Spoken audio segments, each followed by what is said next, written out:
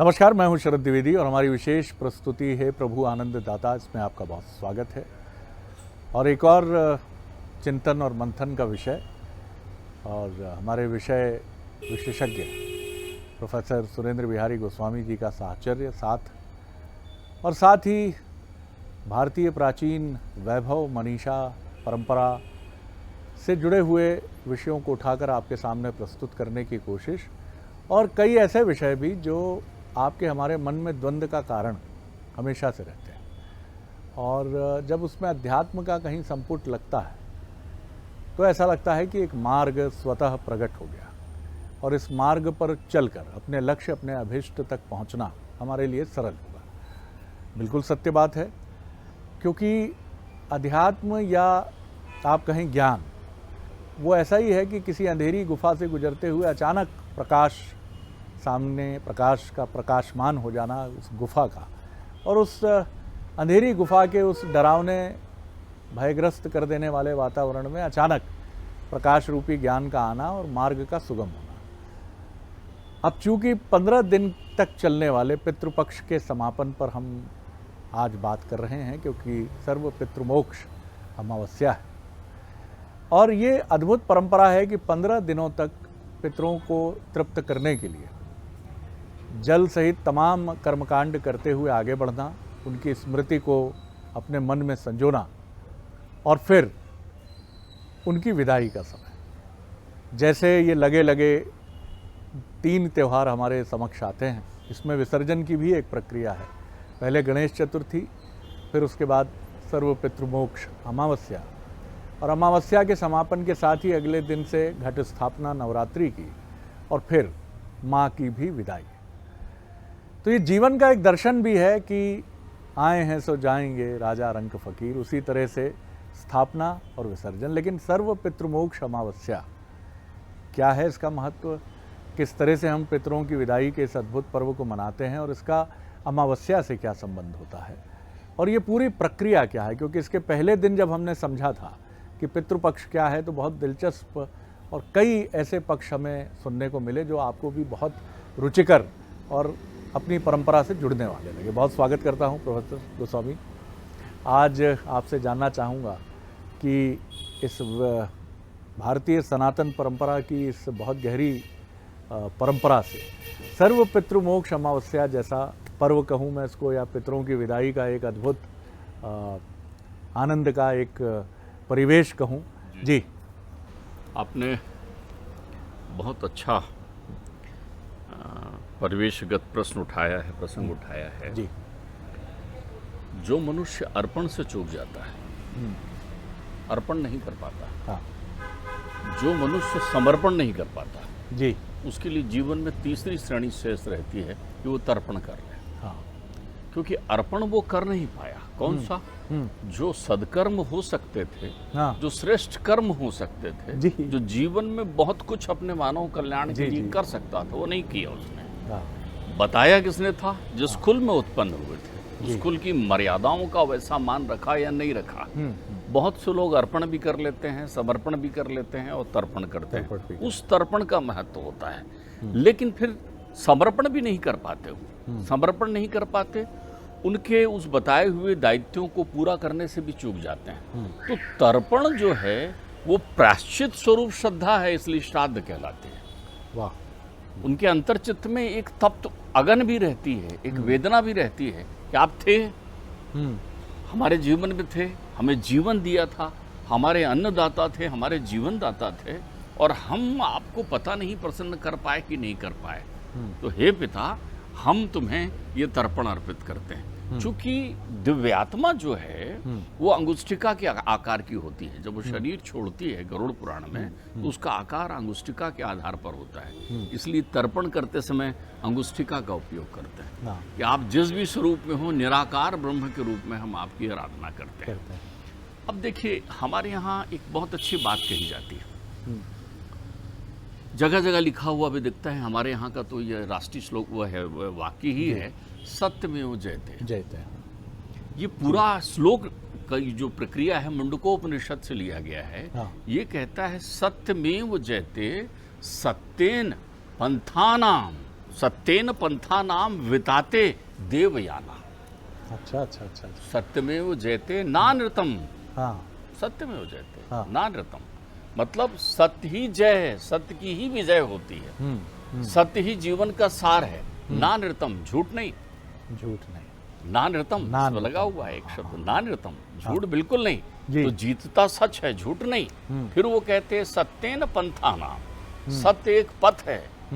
कौन सा पथ है? किससे भरा हुआ है? विताते, भरा हुआ है वो। किससे भरा हुआ है? देवयाना। जो सत्य मार्ग है वो देवयान की ओर जाता है। अब देवयान क्या है? हमारे यहाँ श्रीमद् भागवत में सुंदर 2 मार्ग बताए हैं मनुष्य के शरीर त्याग करके गमन के लिए। जी। एक मार्ग बताया गया है पितृयान और एक मार्ग बताया गया है देवयान। देवयान। हाँ। जो लोग सकाम भाव से जीवन जीते हैं और अपनी कामनाओं को तिरोहित नहीं कर पाते, जिनके अंतर्चित्त में कुछ शेष रह जाता है, शेष, और वो जाते जाते भी उनका चिंतन करते जाते हैं, लेकिन बड़े पुरुषार्थी और पुण्यवान होते हैं, तो ऐसे व्यक्ति जो हैं दक्षिण मार्ग से चलते हुए चंद्रलोक में पहुंचते हैं और चंद्रलोक में पहुंचकर चंद्र का स्पर्श करके फिर पितृलोक में जाके पितृलोक में देवता बन जाते हैं। जैसे स्वर्ग में इंद्र देवता है, वैसे ही पितृलोक के भी इंद्र हैं। उनका नाम है अर्यमा।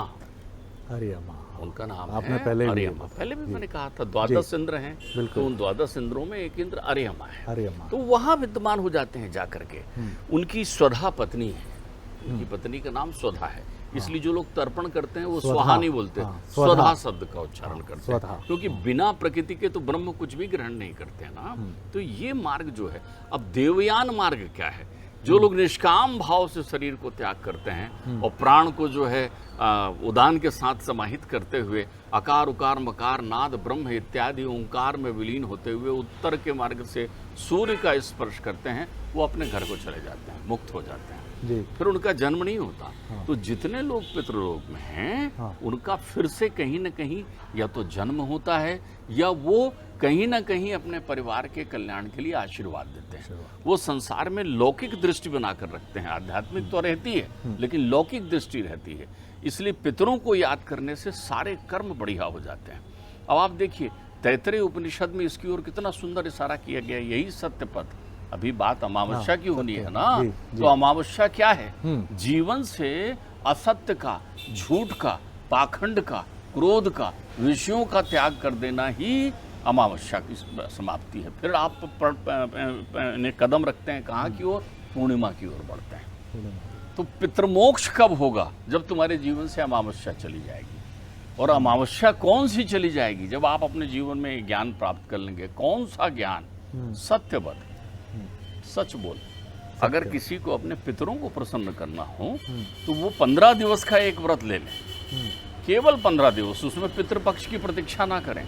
एक 15 दिवस कह लें कि मैं सत्कर्म करूंगा, तो उससे वो प्रसन्न हो जाते हैं पितर। इसलिए आपने देखा होगा भागवत में महत्व बताते हैं कि अगर आप भागवत सुनेंगे तो पितर प्रसन्न हो जाएंगे। तो भागवत सुनने से पितर क्यों प्रसन्न हो जाते हैं? जी। भागवत सुनने से इसलिए कि उसमें आपको आत्मज्ञान की अनुभूति हो जाती है कि जीवन का सार क्या है। वो सोचते हैं हम बताने रह गए थे, अब तुमने समझ लिया, तो तुम्हारे जीवन से कष्ट रूपी अमावस्या खत्म हो जाएगी। तुम्हारे जीवन से जितने भी प्रकार के विषाद रूपी अंधकार हैं वो खत्म हो जाएंगे। तो वो तैतरीय उपनिषद कहता है सत्यवत, धर्मचर, धर्म के पथ पर चल। फिर क्या कर? मातृ देवो भव, पितृ देवो भव, आचार्य देवो भव और अतिथि देवो भव। वाह। तो इस पथ पर यदि चले तो अब सवाल ये है कि पितृमोक्ष अमावस्या जो है आपके 15 दिन की इस यात्रा का पूर्णता प्रदान करती है। लेकिन 15 दिन की यात्रा में शरद जी हम तो 15 मिनट भी एकाग्र नहीं हो पाते ना। सही बात है, बिल्कुल। तो जो लोग 15 मिनट नहीं एकाग्र हो पाते, बहुत सारे ऐसे लोग हैं जो अपने ये नहीं जानते कौन रिश्तेदार कब शांत हुआ है। उनको ये नहीं मालूम है कि पांडित्य गणित के हिसाब से एकम को करना था, उनका श्राद्ध की दोज को करना था कि तीज को करना था। अपन कर्मकांड की बात करें, आप भूल गए हैं। तो आप सब के सब जितने भी लोग हैं अपने पितरों को सर्वपितृ मोक्ष अमावस्या को ध्यान कर लीजिए। इसमें सर्वपितृ है। सर्वपितृ। सर्वपितृ कहाँ होते हैं? पितृ कहाँ से आते हैं? आपके कुल के, आपके ननिहाल के कुल के। पहले तो दोनों कुल के और दोनों कुलों के 7 पीढ़ी। जीवन की अधिकतम अवधि 84 लाख योनि में भोगने की 7 पीढ़ी मानी गई है। जी। अर्थात अगर आप 7 बार मनुष्य योनि में जन्म ले लेते हैं, क्योंकि मनुष्य योनि में लगातार 7 बार तो आपको जन्म मिलेगा नहीं। जी। आप पहले जन्म में मनुष्य बने हो, मान लो कर्मगत, फिर मनुष्य नहीं बने और कोई दूसरे प्राणी बन गए, जी। तो फिर जब दूसरी बार मनुष्य बनेंगे 84 भोग कर, ऐसा यदि आप 7 बार आपको जन्म मिल जाता है तो आप सुनिश्चित तर जाते हैं। आपका तर जाना सुनिश्चित है। हाँ। तो 7 पीढ़ी के ये लोग और 7 पीढ़ी के ननिहाल पक्ष के लोग। इसके अतिरिक्त आपके 7 पीढ़ी से जुड़े हुए मित्र, शुभचिंतक, परिवेश, पशु पक्षी, जितने भी लोग 7 पीढ़ी में समाहित थे, उन सबका ध्यान करके उनकी मोक्ष की प्रार्थना करना। किससे? श्रीमन नारायण से। किससे प्रार्थना करना? श्रीमन नारायण से। मैंने आपको विगत अध्याय में बताया है कि श्रीमन नारायण ने प्रत्यक्षता अपने चरण चिन्ह अर्पित कर दिए हैं। तो आपको गया में चरण चिन्ह देखने की जरूरत नहीं है। आपको तो प्रत्येक पृथ्वी के कण-कण में परमात्मा के चरण चिन्ह अर्पित है। तो आपने जहां भी उनको प्रणाम किया तो वहां आप अपनी प्रक्रियाओं को प्राप्त कर जाएंगे। क्योंकि प्राण तत्व जो है जल से आप्लावित रहता है, इसलिए जल समर्पित करते हैं आप उनको तृप्त करने के लिए। ये माना जाता है कि अभी वो अतृप्त हैं, तो तृप्त करने के लिए जब जल समर्पित करें तब जल के साथ साथ अपने मन को भी निर्मल कर लें। क्या बात। क्योंकि ये वही अवसर है जब आपने जल तो समर्पित कर दिया और मन को निर्मल करके ये संकल्प लिया कि जो नहीं है उनको तो तर्पण है, लेकिन जो हैं उनके प्रति सेवा समर्पण है। क्योंकि जो वर्तमान में विद्यमान हैं, यदि उनके सेवा समर्पण का आप संकल्प लेते हैं। देखिए, एक और है, मैं आपको इसमें एक विशेष बात बताऊं। बहुत से लोग ऐसे भी जीवन जीते हैं कि उनके माता पिता नहीं है। बहुत से लोग ऐसे जीवन भी जीते हैं जिनके कोई बड़े ही नहीं है घर में, वो ही बड़े हैं। तो आप ध्यान रख लीजिए, वो फिर घर के मुखिया हो गए। अगर घर के मुखिया हो गए तो उन्हें समर्पण छोटों के लिए भी करना है। ठीक बात। एक गणित समझ लीजिए, छोटों का ही कर्तव्य केवल नहीं, उनके प्रति भी क्या आप समर्पित हैं, उनके प्रति भी क्या आपकी दृष्टि में दया भाव है, उनके प्रति भी क्या आप कृपालु हैं, दयालु हैं। ये तथ्य भी आपने अगर अपने अंतर चित्त में रख लिया तो भी पितृपक्ष की प्रक्रिया पूरी होती है। नारायण ही क्यों? नार का अर्थ ही होता है जल। ठीक। अच्छा, नार का अर्थ ही होता है जल। और नर समुदाय को नार कहते हैं। जितने भी नर समुदाय हैं उनको क्या कहते हैं? नार। उनके जो आश्रय स्थली हैं, आश्रय देने वाले, वो नारायण है। अच्छा, अयन का अर्थ होता है आश्रय, और एक अयन का अर्थ होता है शयन। जो जल में शयन करते हो वो नारायण हैं, और जो मनुष्यों के आश्रय स्थल है वो नारायण है। तो नारायण की विद्यमानता यहाँ विशेष रूप से नारायण ही उच्चारण किया जाता है। तो नारायण जो है उस दिन अमावस्या की काली घनी अंधेरी रात में विद्यमान होते हैं। बहुत सारे लोग ऐसे भी हैं जो इन 15 दिवस में स्वप्न संकेत भी प्राप्त करते हैं। ठीक बात है। अध्यात्म की धारा देखिए, बिल्कुल आप एक कुतूहल देखिए। आपको नित्य प्रति स्वप्न में कई बार कई प्रकार के लोग दिखाई पड़ते हैं, वार्तालाप दिखाई पड़ता है। आप किसी से कहते हैं आज तुम मुझे स्वप्न में दिखे थे, लेकिन आप देखिए सामान्यतः मृत व्यक्ति आपको स्वप्न में नहीं दिखाई पड़ता। जैसे ही उसने संसार से विदा ले लिया, क्योंकि आपका भौतिक तारतम्य नहीं है, तो आपकी बुद्धि से वो डिलीट हो चुके हैं, आप हट चुके हैं। तो बुद्धि में जो ही हैं, वो मन में जो हैं, वही तो कल्पना लेकर स्वप्न बनते हैं आपके। लेकिन वो आपकी बुद्धि में भी यदि नहीं है और फिर स्वप्न संकेत देते हैं, तो वो फिर पितृ आपको मार्गदर्शन भी देते हैं। तो सर्व पितृ मोक्ष अमावस्या के दिन आपको न केवल भूले बिसरे सारे प्रकार के लोगों के प्रति तर्पण अर्पित कर देना चाहिए, बल्कि अपने आप के प्रायश्चित को ध्यान में रखते हुए और एक संकल्प भी ले लीजिए। अगर आपने मातृ देवो भव, पुत्र अपने पितृ देवो भव का संकल्प ले लिया, अतिथि देवो भव कौन है? अतिथि का अर्थ हम ये मान लेते हैं हमारे रिश्तेदार संबंधी जो लोग आ रहे हैं वो नहीं। अतिथि में अतिथि है जो बिना तिथि के आ जाए आपके पास। तो बिना तिथि के ज्यादातर कौन आते हैं? सर्वभूत हितरिता, संसार के वो प्राणी अतिथि होते हैं जो आपके घर के बाहर खड़े हो जाते हैं आकर के।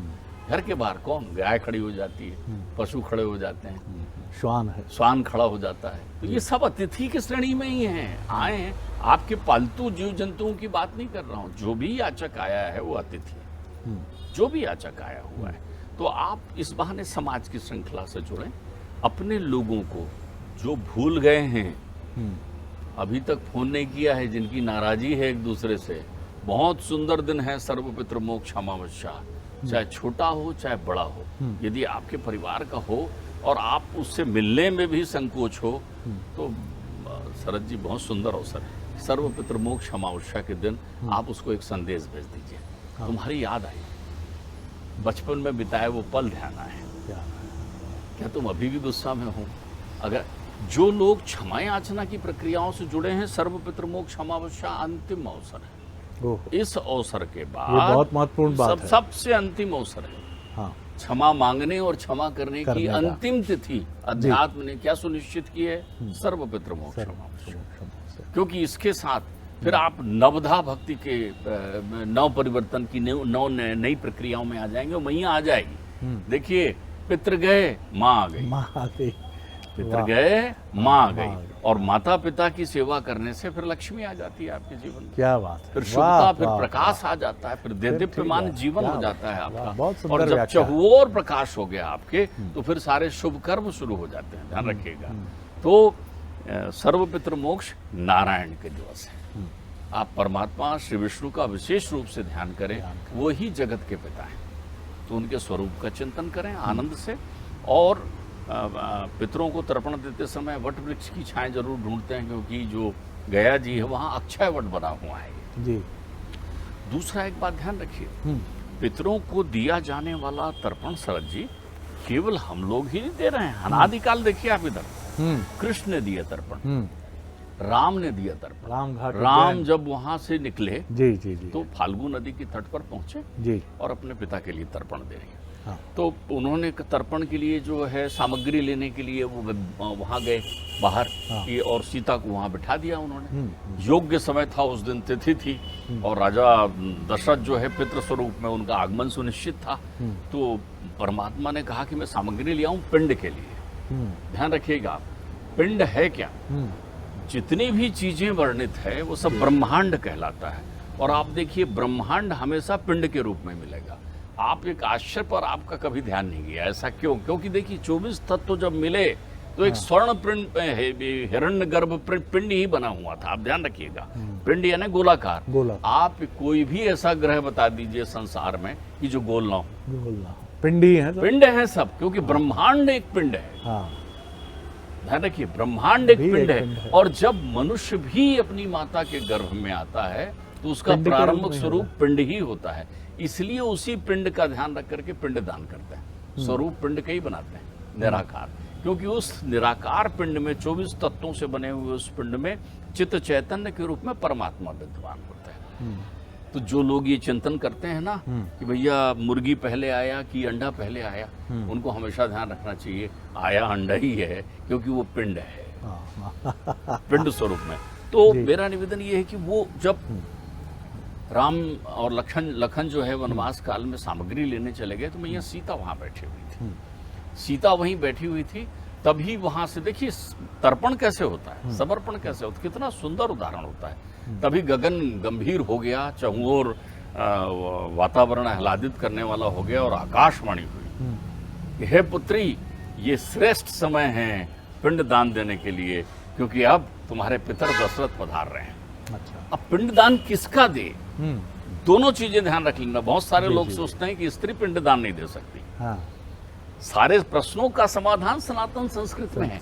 वहां अब उनको पिंड देना है, पिंड दान करना है, तो उन्होंने वहां से जल्दी से बालू उठाया, फाल्गु नदी की रेत उठाई, और रेत उठाकर उसको गोल गोल बनाया, और बना करके पिंड बना लिया। और उन्होंने कहा, हे तात, मेरा ये पिंड ग्रहण करें। और वहां से दशरथ जी का हाथ निकला फाल्गु नदी से, उन्होंने उस हाथ में पिंड रख दिया। तो उन्होंने उस बालू का पिंडदान किया। बहू ने किया ससुर का पिंडदान। जब राम और लक्ष्मण लौट कर आए तो उन्होंने कहा कि पिंडदान करना है, ये योग्य समय है, मुनियों ने बताया। उन्होंने कहा, मैंने तो दे दिया, पिंडदान कर दिया। बोले कैसे किया? बोले मैंने इससे किया पिंडदान, बालू से कर दिया मैंने पिंडदान वहां। तो फाल्गु से प्रभु ने प्रश्न किया, हे फाल्गु, क्या इन्होंने पिंडदान कर दिया? तो फाल्गु शांत रह गई, चंचला थी बहुत। हाँ। शांत रह गई अटखेली में। हाँ। मैया को क्रोध आ गया। उन्होंने कहा, असत्य कहती है, शापित कर दूंगी। तो मैया ने उससे कहा कि तेरे में जल अंदर से बहेगा भीतर से, और कभी भी कमर से ऊपर नहीं हो पाएगी। तो फाल्गु प्रकट होती ही बोली मैया मुझे विलंब हो गया, और मैया ने पिंडदान दिया है। और फिर दशरथ आकाश में प्रकट होते हैं, राजा दशरथ, और कहते हैं हे राम मैं अत्यंत प्रसन्न हुआ कि मुझे पिंडदान मिल गया है। तो पिंडदान श्रद्धा सहित है, इसलिए श्राद्ध है। बहुत सुंदर बात है। देखिए कितनी भाव में डूबी हुई ये सर्व पितृमोक्ष अमावस्या की गाथा को हमने सनातन परंपरा में जो डूबी हुई है उसको हमने सुना कि भाव महत्वपूर्ण है, और जीवन में जो कुछ भी विलुप्त हो रहा है वो भाव ही तो है। और कितनी अच्छी सुंदर बात लगी जब मैं सुन रहा था कि अर्पण समर्पण और फिर तर्पण। तो पहले की दो प्रक्रिया नहीं है तो तीसरी प्रक्रिया तो कर लीजिए। अर्पण नहीं है, किसी को कुछ अर्पित किया है क्या, समर्पण नहीं है, तो फिर तर्पण है, तर्पण ही कर लीजिए। क्योंकि तर्पण एक प्रायश्चित का भी प्रतीक है, जैसा मैं समझ पाया कि हम नहीं कर पाए, हमसे नहीं हो पाया, हो सकता है प्रयास रहा पूरा, कुछ कारण रहे, कुछ अनपेक्षित घटनाएं रहीं, हम शायद नहीं कर पाए आपके मन को प्रसन्न, तो हे हमारे पितृ देवताओं, हम आपको भाव से भरा हुआ ये तर्पण समर्पित करते हैं। और कोई 56 व्यंजन की आवश्यकता नहीं है, वैभव प्रदर्शन की आवश्यकता नहीं। जब रेत बालू उसको जब ग्रहण कर सकते हैं पितृदेव, और वो भी माता जानकी के हाथ से, तो फिर बताइए पितरों को चाहिए क्या? यानी पितरों की अपेक्षा क्या है? कुछ नहीं, समर्पण भाव। और अर्पण, समर्पण और तर्पण, इन तीनों में से तीनों ही भाव हों तो सर्वोत्तम है। लेकिन कोशिश तो यही होनी चाहिए कि हमारे पुरखों के, हमारे माता पिता के, हमारे दादा दादी के, नाना नानी के रहते हुए अर्पण और समर्पण हो, तो इस तर्पण का भी एक अद्भुत आनंद होगा, एक अद्भुत आनंद होगा। जैसा गोस्वामी जी ने हमें बताया कि खुद दशरथ जी आकाश में प्रकट हुए और उन्होंने कहा कि मेरी पुत्रवधू प्रिय जानकी बेटी के हाथ से जो मुझे मिला है पिंडदान, वो मुझे बहुत स्वीकार्य है और अत्यंत प्रसन्न हूँ। यहाँ शरद जी मैं इस परिचर्चा को समापन सत्र में ले जाते हुए एक बात कहना चाहूँ, पितरों को भी अपने से कोई अपेक्षा नहीं है, कोई अपेक्षा। वो आपको शांत और प्रसन्न देखकर खुश हो जाते हैं, आपको सन्मार्ग और सत्य मार्ग में देखकर खुश हो जाते हैं। वैसे ही जब प्रत्यक्ष माता पिता रहते हैं तो उनके सारे उद्यम केवल इस बात के लिए रहते हैं कि वो निश्चिंत हो जाएं कि तुम ठीक हो, तुम्हारे जीवन के प्रति शिक्षा तुमने ले ली। ठीक बात है। तो अगर आपको ये सौभाग्य प्राप्त है कि आपके माता पिता हैं और वो आपको डांटते हैं, समझाते हैं, कहीं आप ऐसा महसूस करते हैं कि 4 लोगों में टोक भी देते हैं, उनके आशीर्वाद के इस तरीके को आप बड़ा आनंद लीजिए, क्योंकि आनंद का विषय वस्तु है। मैंने देखा एक का नाम जो है वो बचपन में लल्लू था, तो उनके पिताजी 4 लोगों में, अब वो बड़े वो बन गए, चिकित्सक बन गए बड़े। तो जब चिकित्सक बन गए तो उनको उनके पिताश्री ने आवाज लगाई, डॉक्टरों के बीच बैठे थे कि जरा लल्लू सुनना बेटे। तो आए जी पिताजी बोलकर और सुना, लेकिन धीरे से बोले पिताजी सब लोगों के बीच लल्लू ना बोला करो। तो ध्यान रखिए, माता पिता का कोई भी संबोधन, माता पिता का कोई भी डांट केवल आशीर्वाद है। आप कितना वो ग्रहण कर पा रहे हैं ये जानिए। माता पिता से बात करते समय सही बात, संयमित बात करिए, शीतल बात करिए, नजर झुकाकर बात करिए, श्रद्धा से यही बात करिए, सर्वाधिक आदर दिखाइए। 70 के दशक में गुलजार साहब की एक फिल्म थी मेरे अपने। ये एक ऐसी वृद्ध महिला की कहानी थी जिसे मीना कुमारी ने बहुत डूब कर अदा किया था, जिसे उसके कृत्रिम रिश्तेदार, नकली रिश्तेदार बनकर एक दंपत्ति शहर यह कहकर ले आते हैं कि आप हमारी मामी हैं या इसी तरह की कोई संबंध और रिश्तेदारी है आपसे। और उस वृद्ध महिला को ये पता चलता है कि शहर लाए जाने की वजह दोनों कामकाजी हैं और उनके छोटे बच्चे को पालन पोषण के लिए, तो वो बहुत पीड़ा से कहती है कि मुझसे सहज कह देते मैं चली आती, लेकिन मेरे साथ पाखंड करके मेरा उपयोग करने की दृष्टि से लाए हैं और वो त्याग कर चली जाती है। एक अद्भुत फिल्म थी, लेकिन माफ़ कीजिएगा हम ये नहीं कह रहे हैं कि ये भाव होता है, लेकिन ये भाव कतई नहीं होना चाहिए, क्योंकि माता पिता जैसी दृष्टि कहीं नहीं है। बहुत आनंद आया गोस्वामी जी, बहुत अच्छा लगा। तो पितृपक्ष पर ये जो हमारी विशेष प्रस्तुति है इसका समापन यहाँ। अगली बार एक और विषय को लेकर आपसे मिलेंगे। अनुमति दीजिए।